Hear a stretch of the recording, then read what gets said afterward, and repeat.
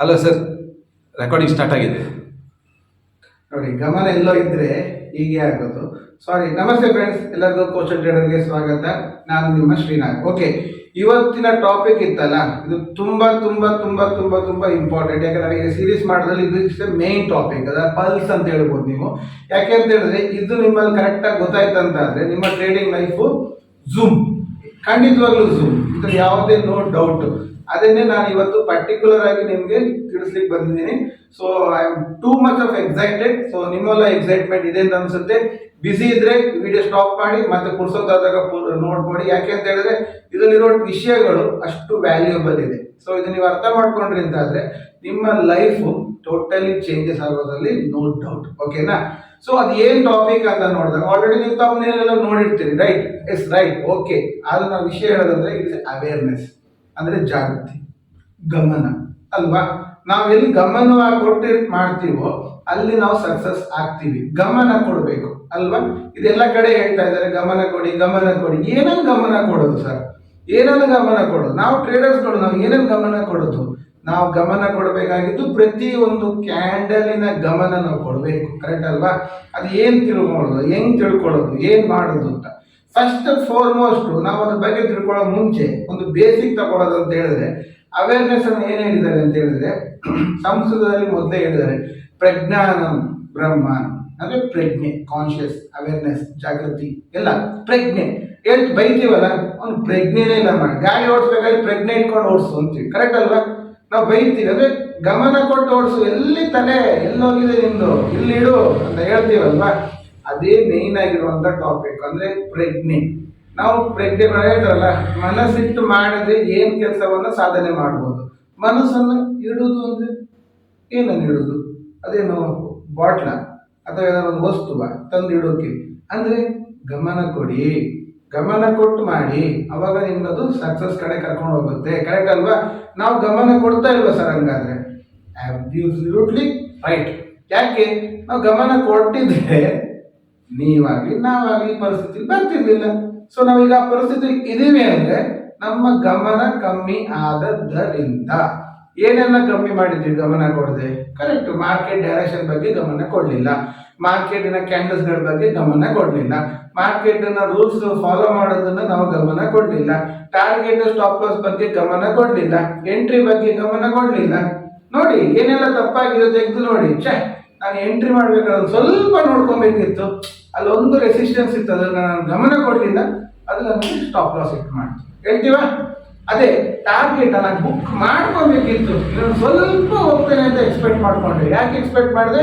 ಗಮನ ಕೊಡ್ಲಿಲ್ಲ, ಆ ಲೈನ್ಸಿನ ಬಗ್ಗೆ ಗಮನ ಕೊಡ್ಲಿಲ್ಲ. ನಾನು ಸ್ವಲ್ಪ ಅಜಾಗರೂಕತೆಯಾಗಿದ್ದೆ, ಮಿಸ್ ಆಯ್ತು. ಕರೆಕ್ಟ್ ಅಲ್ವಾ? ಸ್ಟಾಪ್ ಲಾಸ್ ಇನ್ನೊಂದು 2 ಪಾಯಿಂಟ್ ಕೆಳಗೆ ಇಟ್ಬಿಟ್ಟಿದ್ರೆ ನಂದು ಇವತ್ತು ಟ್ರೇಡ್ ಸಕ್ಸಸ್ ಆಗ್ತಿತ್ತು. ಆ 2 ಪಾಯಿಂಟ್ ಅಲ್ಲಿ ನಂದು ಹೋಯ್ತು. ಅವೇರ್ನೆಸ್, ಗಮನ ಕೊಡ್ಲಿಲ್ಲ. ಕರೆಕ್ಟ್ ಅಲ್ವಾ? ಕ್ಯಾಂಡಲ್ ಕ್ಲಿಯರ್ ಆಗಿ ಹೇಳ್ತಾ ಇದ್ದೆ ನಾನಿವತ್ತು ಬುಲಿಶ್ ಅಂತ. ನಾವೇನ್ ಮಾಡ್ತಾ ಇದೀವಿ? ಬೀಳುತ್ತೆ, ಮಾರ್ಕೆಟ್ ಬೀಳುತ್ತೆ, ನಾವು ಪುಟ್ಟಲ್ಲಿ ಕೂತಿದ್ವಿ. ಕರೆಕ್ಟ್ ಅಲ್ವಾ? ಬ್ರೇಕ್ಔಟ್ ಆಗಲ್ಲ ಆಗಲ್ಲ ಆಗಲ್ಲ ಅಂತ ಹೇಳ್ತಿದೆ, ನಾವೇನ್ ಮಾಡ್ತಿದ್ವಿ?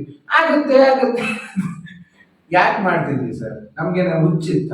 ನಮ್ಗೆ ಹುಚ್ಚಿಲ್ಲ. ನಮ್ಗೆ ಏನಾಗಿದೆ ಅಂದ್ರೆ ನಮ್ಮ ಗಮನ ಕೊಟ್ಟಿದ್ದು ಕಮ್ಮಿ ಆಗಿದೆ ಅಷ್ಟೇ, ಸಿಂಪಲ್. ನಾವು ಗಮನ ಕೊಟ್ರೆ ಎಲ್ಲದೂ ಪಾಸ್ ಆಗುತ್ತೆ. ಕರೆಕ್ಟ್ ಅಲ್ವಾ? ಆ ಗಮನವನ್ನ ತರೋದು ಹೇಗೆ? ಕಾನ್ಸಂಟ್ರೇಷನ್ ತರೋದು ಹೇಗೆ?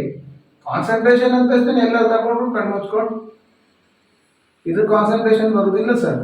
ಕಾನ್ಸಂಟ್ರೇಷನ್ಗೂ ಧ್ಯಾನಕ್ಕೂ ತುಂಬಾ ವ್ಯತ್ಯಾಸ ಇದೆ.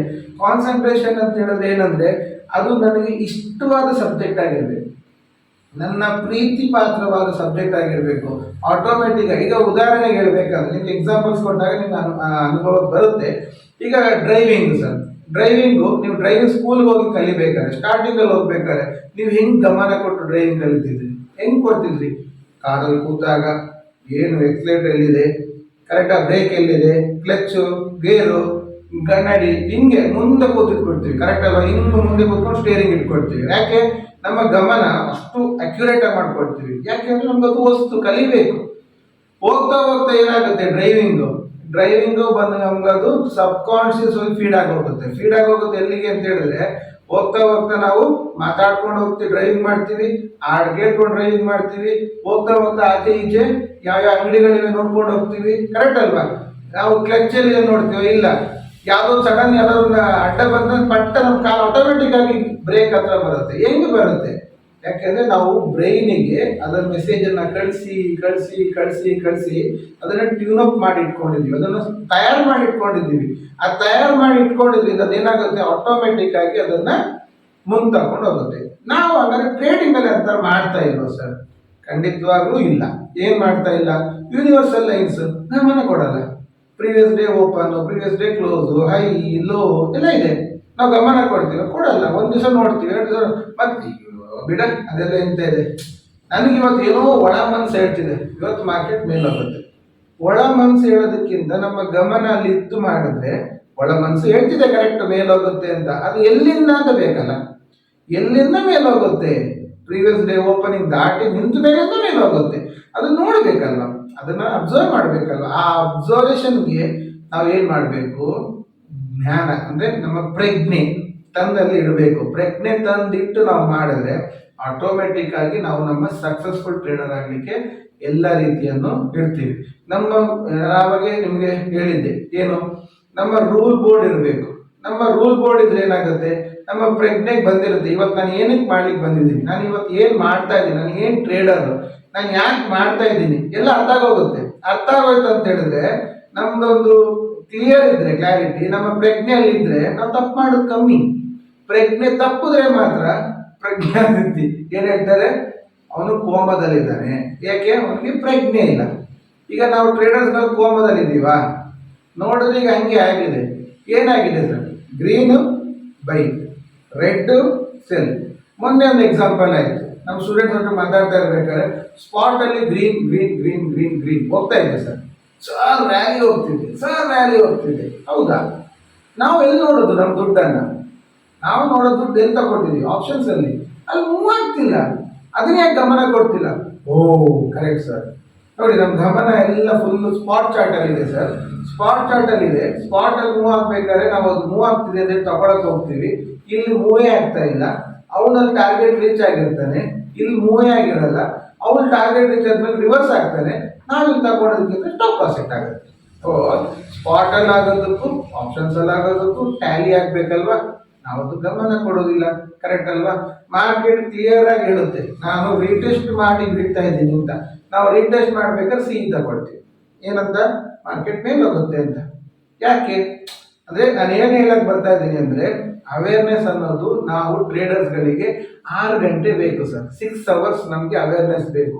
ಅದಕ್ಕಿಂತ ಮುಖ್ಯವಾಗಿ ನಾವು ಟ್ರೇಡ್ ಮಾಡೋದು ದಿನಕ್ಕೆ 2 ಅಥವಾ 3 ಆದರೆ ಆ 3 ಟ್ರೇಡಲ್ಲೂ ಅವೇರ್ನೆಸ್ ಇರಬೇಕು. ಯಾರೋ ಒಬ್ರು ಟಿಪ್ಸ್ ಪ್ರೊವೈಡ್ ಮಾಡಿದ್ರು, ಇಷ್ಟಕ್ಕೆ ಸಿ ಬೈ ಮಾಡಿ, ಇಷ್ಟಕ್ಕೆ ಸೆಲ್ ಮಾಡಿ ಅಂತ. ನಮ್ಮ ಪ್ರಜ್ಞೆ ಹೋಗಿತ್ತು, ಅವನು ಹೇಳ್ತಾನೆ ಸಿ ತಗೊಳ್ಳಿ ಅಂತ, ದುಡ್ಡು ನಂದು. ಹೌದಾ? ಅವ್ನು ಹೇಳ್ತಿರೋದು ಸರಿ ಇದೆಯಾ? ಸಿ ಹೋಗ್ತಾ ಇದೆಯಾ? ಇಲ್ಲಿ ಮಾರ್ಕೆಟ್ ಏನ್ ಬುಲ್ಲಿಶ್ ಆಗ್ತಿದ್ಯಾ? ಅದು ಅದೇ ತರ ರಿಯಾಕ್ಷನ್ ಕೊಡ್ತಾ ಇದೆಯಾ ಅಂತ ಒಂದು ಆಲೋಚನೆ ಮಾಡಿ ಹುಡುಕುವ ಪ್ರಜ್ಞೆ ಯಾರ ಹತ್ರ ಇರಬೇಕು? ನಮ್ಮ ಹತ್ರ ಇರಬೇಕು. ಅವನು ಹೇಳ್ದ ತಾರದ್ದು 20 ಲಾಟ್ 30 ಲಾಟ್ ಹಾಕದ, ಅದು ರಿವರ್ಸ್ ಹೊಡಿತು, ಸ್ಟಾಪ್ ಲಾಸ್ ಹಿಟ್ ಆಯ್ತು. ಯಾರ ಜವಾಬ್ದಾರಿ? ಕರೆಕ್ಟ್ ಅಲ್ವಾ? ಸೊ ಯಾರೋ ಒಬ್ರು ಏನೋ ಒಂದು ಹೇಳಿದ್ರು ಅಂದ್ರೆ ನಮ್ಮ ಪ್ರಜ್ಞೆ ಅದಕ್ಕೆ ಕೆಲಸ ಮಾಡಬೇಕು. ಆ ಪ್ರಜ್ಞೆ ಕೆಲಸ ಮಾಡ್ಲಿಕ್ಕೆ ನಿಮ್ಗೆ ಕೆಲವು ಟೆಕ್ನಿಕ್ಸ್ ಗಳನ್ನ ಹೇಳ್ಕೊಡ್ತೀನಿ. ಸೊ ಆ ಟೆಕ್ನಿಕ್ಸ್ ಅನ್ನ ನೀವು ಫಾಲೋ ಮಾಡಿದಷ್ಟು ನಿಮ್ಮೆಲ್ಲ ಪ್ರಜ್ಞೆ ಬೆಳೆಸುವಂತ ಒಂದು ಪ್ರಕ್ರಿಯೆ ಜಾಸ್ತಿ ಆಗ್ತಾ ಹೋಗುತ್ತೆ. ಅದು ಹೇಗೆ? ಈಗ ನಾವೆಲ್ಲ ಅದೇ ಕೋಸ್ಟಲ್ ಬೆಲ್ಟ್ ಅಲ್ಲಿ ಇದ್ದೀವಿ, ಕರೆಕ್ಟ್ ಅಲ್ವಾ? ಕೋಸ್ಟಲ್ ಬೆಲ್ಟ್ ಅಲ್ಲಿ ಇದ್ದವ್ರಿಗೆ ಸುಲಭ. ಏನು? ಹೋದ ವಾರದಲ್ಲಿ ಒಂದು 2 ದಿವಸ ಬೀಚಲ್ಲಿ ಕೂತ್ಕೊಂಡು ಅಲೆಗಳನ್ನು ಅಬ್ಸರ್ವ್ ಮಾಡೋದು. ಫಸ್ಟ್ ಆ್ಯಂಡ್ ಫಾರ್ಮೋಸ್ಟ್ ಮೊಬೈಲ್ ಬಿಡಬೇಕು, ಗೆಜೆಟ್ಸ್ಗಳನ್ನೆಲ್ಲ ತೆಗೆದು ಹೊರಗಿಡಬೇಕು. 1 ದಿವಸ ಆದ್ರು, ವಾರಕ್ಕೆ 1 ದಿವಸ ಆದ್ರು ನಮ್ಮ ಗಮನವನ್ನ ಅಲೆ ಮೇಲೆ ಇಟ್ಟರೆ ಆ ಅಲೆ ಬರ್ತಾ ಇರುತ್ತಲ್ವಾ, ಅಲೆ ಬರ್ತಾ ಇರೋದು ನೋಡ್ತಾ ನೋಡ್ತಾ ನೋಡ್ತಾ ನಮ್ಮ ಗಮನ ಕಾಯಿ ಅಲೆ ಮೇಲೆ ಕಾನ್ಸಂಟ್ರೇಷನ್ ಆಟೋಮೆಟಿಕ್ ಆಗಿ ಬರುತ್ತೆ. ಮೆಡಿಟೇಷನ್ ಅಂದ್ರೆ ಏನು? ಫೋರ್ಸ್ಫುಲಿ ತಂದು ಮಾಡೋದಲ್ಲ, ಬೈ ಡಿಫಾಲ್ಟ್ ಆಗಿ ಬರಬೇಕು. ಅದು ಡಿಫಾಲ್ಟ್ ಆಗಿ ಬರಬೇಕು, ನೋಡ್ತಾ ಇದ್ದಂಗೆ ಮಿಲನ್ ಆಗಿ ಹೋಗ್ಬೇಕು. ಕರೆಕ್ಟ್ ಅಲ್ವಾ? ಅದಾಗ್ಲಿಕ್ಕೆ ಅಂತ ಹೇಳಿದ್ರೆ ನಮ್ಮ ಗಮನ ಅದಕ್ಕೆ ಇಂಟ್ರೆಸ್ಟೆಡ್ ಸಬ್ಜೆಕ್ಟ್ ಅಲ್ಲಿ ಇರಬೇಕು. ಓಕೆ, ಸಿಟಿಲಿ ಇದೀವಿ ಸರ್, ನಮಗೆ ಎಲ್ಲಿ ಬೀಚ್ ಹುಡ್ಕೊಂಡು ಹೋಗ್ಬೋದು, ನಮಗೆ ಬೀಚ್ ಆಗಲ್ಲ. ಕರೆಕ್ಟ್. ನೀವೊಂದು ಎಲ್ಲೋ ನಿಮ್ಮ ಮನೆ ಹತ್ರ ಒಂದು ಒಳ್ಳೆ ಮರ ಇದೆ, ಒಂದು ಪಾರ್ಕ್ ಇದೆ, ಅಲ್ಲಿ ಕೂತ್ಕೊಳ್ಳಿ.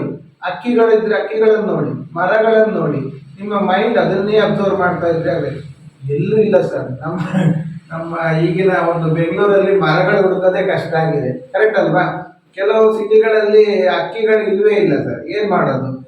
ಇರುವೆಗಳಿರುತ್ತೆ, ಜಿರ್ಲೆಗಳಿರುತ್ತೆ, ಹಲ್ಲಿಗಳಿರುತ್ತೆ, ಮನೇಲಿ ನಾಯಿ ಸಾಕಿದ್ರೆ ನಾಯಿ ಇರುತ್ತೆ, ಕರೆಕ್ಟ್ ಅಲ್ವಾ? ಅದನ್ನ ಅಬ್ಸರ್ವ್ ಮಾಡಿ ಸರ್, ಅದನ್ನ ಅಬ್ಸರ್ವ್ ಮಾಡಿ. ನೋಡ್ಲಿಕ್ಕೆ ಇದು ತರ ಚೈಲ್ಡಿಶ್ ಫೂಲಿಶ್ ಅನ್ಸ್ಬೋದು, ಬಟ್ ಮೋರ್ ಪವರ್ಫುಲ್ ಸರ್. ನೀವು ಯಾವ್ದನ್ನಾರು ಅಬ್ಸರ್ವ್ ಮಾಡಬೇಕು. ಯಾರು ಸಿಗ್ಲಿಲ್ವಾ ಸರ್? ನಿಮ್ಮ ಮಕ್ಕಳನ್ನ ಅಬ್ಸರ್ವ್ ಮಾಡಿ, ನಿಮ್ಮ ಹೆಂಡತಿಯನ್ನು ಅಬ್ಸರ್ವ್ ಮಾಡಿ, ನಿಮ್ಮ ಅಮ್ಮ ತಾಯಿ ತಂದೆ ಅವರನ್ನು ಅಬ್ಸರ್ವ್ ಮಾಡಿ. ಕೂತ್ಕೊಳ್ಳಿ, ಟಿವಿ ಆಫ್ ಮಾಡಿ, ಮೊಬೈಲ್ ಸೈಲೆಂಟ್ಗೆ ಹಾಕಿ, ಮೊಬೈಲ್ ಸೈಡಿಗೆ ಇಡಿ, ಒಂದು ಅರ್ಧ ಗಂಟೆ ಜಸ್ಟ್ ಕೂತು ಅಬ್ಸರ್ವ್ ಮಾಡಿ. ಏನೂ ಇಲ್ಲ, ಜಸ್ಟ್ ಮನೆಯ ಒಂದು ಸೀನರಿ. ಈಗ ಎಷ್ಟೋ ಜನಕ್ಕೆ ಎಲ್ಲಾಗಿದೆ ಅಂದ್ರೆ, ನಿಮ್ಮ ಮನೇಲಿ ಹೆಂಗಿದೆ ಸೀನ್ ಹೇಳಿ ಅಂತ ಹೇಳಿದ್ರೆ, ಇಲ್ಲಿ ಟೇಬಲ್, ಇಲ್ಲಿ ಚೇರು, ಇಲ್ಲಿ ಚೇರ್, ಇಲ್ಲಿ ಕಲರ್, ಸೋಫಾ ಕಲರು, ಅದಕ್ಕೆ ಸ್ಕ್ರೀನು, ನೆನಪೇ ಇಲ್ಲ ಸರ್. ಮನೆ ಡೈಲಿ ಹೋಗ್ತಾರೆ, ಡೈಲಿ ಮನೇಲೇ ಇರ್ತಾರೆ, ಬಟ್ ಅದು ಪಿಕ್ಚರೈಸೇಷನ್ ಆಗಿಲ್ಲ, ಅಬ್ಸರ್ವೇಷನ್ ಮಾಡಿಲ್ಲ. ಇದು ಅಬ್ಸರ್ವೇಷನ್ ಅನ್ನ ಅಲ್ಲಿ ಬೆಳೆಸ್ಕೊಬಹುದು.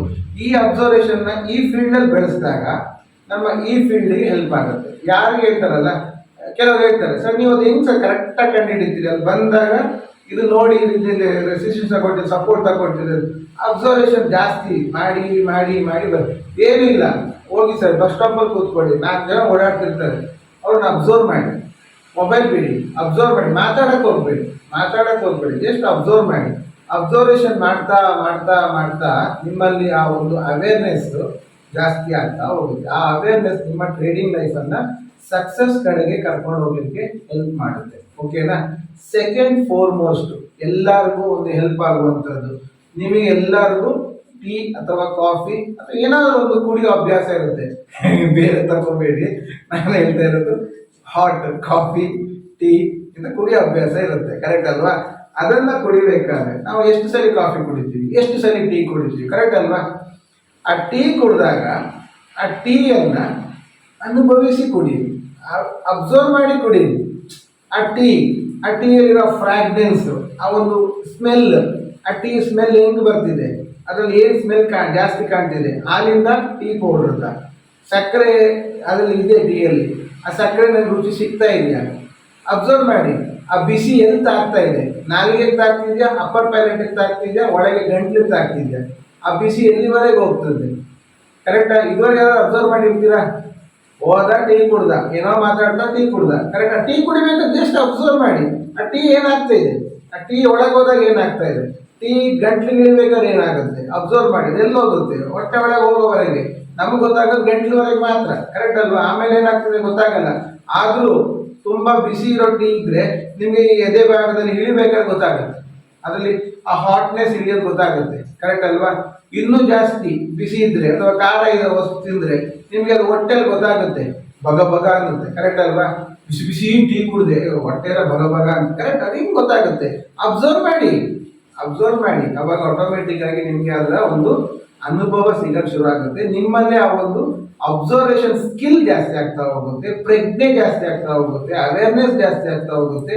ಅದರಿಂದ ನಿಮ್ಮ ಟ್ರೇಡಿಂಗ್ ಲೈಫ್ ನಿಜವಾಗ್ಲೂ ಹೇಳ್ತೀನಿ ಚೇಂಜಸ್ ಆಗೇ ಆಗುತ್ತೆ. ಅದೇನು ಹೇಳ್ತಾರಲ್ಲ, ರವಿ ಕಾಣದನ್ನು ಕವಿ ಕಂಡ, ಕವಿ ಕಾಣದನ್ನು ಡ್ಯಾಶ್ ಡ್ಯಾಶ್ ಡ್ಯಾಶ್ ಕಂಡ ಅಂತ. ಆದರೆ ನಾನು ಹೇಳ್ತಿರೋದು, ನೀವು ಟ್ರೇಡರ್ ಆಗಿದ್ದಾಗ ಯಾರು ನೋಡ್ತಿರೋದು ನೀವು ನೋಡ್ಬೇಕಂತಾದ್ರೆ ನೀವು ಡಿಫ್ರೆಂಟ್ ಆಗಿರ್ಬೇಕು. ಎಲ್ಲರೂ ಮಾಡಿದ್ರೆ ನಿಮಗೂ ಎಲ್ಲರಿಗೂ ಬಂದ ರಿಸಲ್ಟೇ ಬರುತ್ತೆ. ಎಲ್ಲರೂ ಮಾಡದಿರೋದನ್ನ ಮಾಡಬೇಕು, ಆವಾಗ ನಿಮಗೆ ಡಿಫ್ರೆಂಟ್ ರಿಸಲ್ಟ್ ಬರುತ್ತೆ. ಅದು ಮಾಡಬೇಕಂತ ಹೇಳಿದ್ರೆ ಅಬ್ಸರ್ವೇಷನ್ ತುಂಬಾ ತುಂಬಾ ತುಂಬಾ ತುಂಬಾ ತುಂಬಾ ಮುಖ್ಯ. ಅವೇರ್ನೆಸ್, ಪ್ರಜ್ಞಾನಂ ಬ್ರಹ್ಮ. ಆ ಬ್ರಹ್ಮವನ್ನು ನಂಬಬೇಕು, ಅದನ್ನ ನೋಡಬೇಕು, ಮಾಡಬೇಕು, ಖಂಡಿತವಾಗ್ಲೂ ಬಂದೇ ಬರುತ್ತೆ. 3ನೇ ಟೆಕ್ನಿಕ್ ಯಾರು ಮಾಡೋಕ್ಕಾಗದೇ ಇಲ್ಲ ಅಂತ ಹೇಳಕ್ ಸಾಧ್ಯವೇ ಇಲ್ಲ.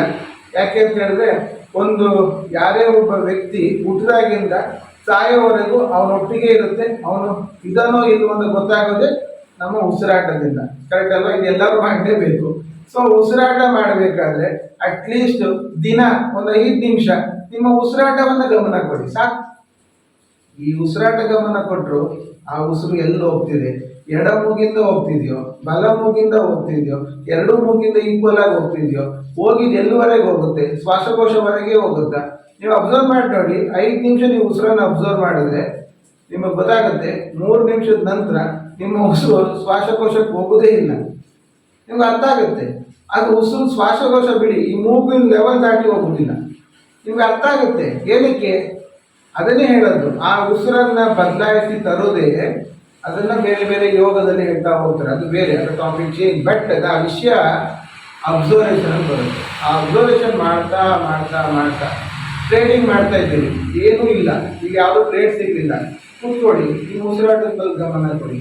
ಆ ಗಮನ ಕೊಟ್ಟಾಗ ಮೈಂಡು ಕಾಮ್ ಆಗುತ್ತೆ, ನೀವು ಕಾಸ್ಮಿಕ್ ಎನರ್ಜಿಯನ್ನು ಅಬ್ಸರ್ವ್ ಮಾಡ್ತೀರಿ, ನಿಮ್ಮ ಲೈಫ್ ಚೇಂಜ್ ಆಗುತ್ತೆ. ಈ ಅವೇರ್ನೆಸ್ ಅನ್ನೋದಿತ್ತಲ್ಲ, ಈ ಪ್ರಜ್ಞೆ ಅನ್ನೋದಿತ್ತಲ್ಲ, ಔಟ್ಸ್ಟ್ಯಾಂಡಿಂಗ್.